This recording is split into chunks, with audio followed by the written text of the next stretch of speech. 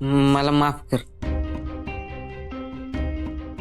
त्या उर्वशी मामींचं सगळं ऐकत होतो मी आणि त्या सगळ्यात माझ्याकडनं लय मोठी चूक झाली बघ.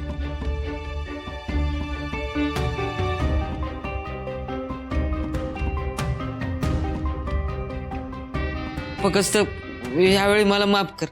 इथनं पुढं माझ्याकडनं अशी कुठली चूक होणार नाही बघ.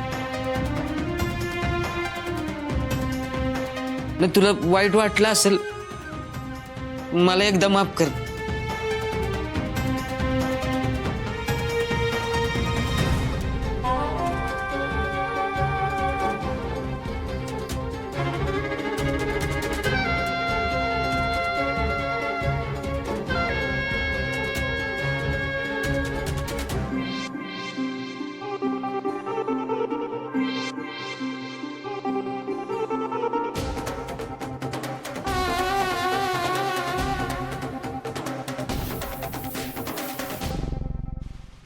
हे बघ, मला तुझी मनस्थिती कळतीये. जे झालं ते खूप चुकीचं झालं आणि त्याचा तुला खूप त्रास होतोय हेही माहितीये मला.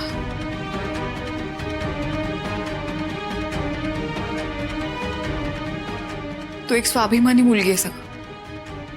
तुला राग येणं अगदीच स्वाभाविक आहे.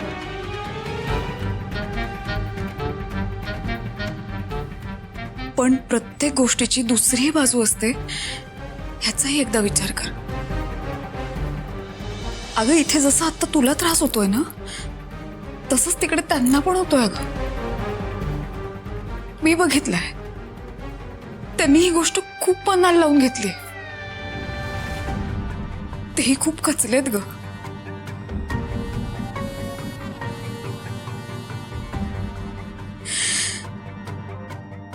आणि निर्मला आत्या, तुला लेक म्हणतात ग. लेकीप्रमाणेच मायाही करतात. त्यांची अवस्था फार काही चांगली नाहीये.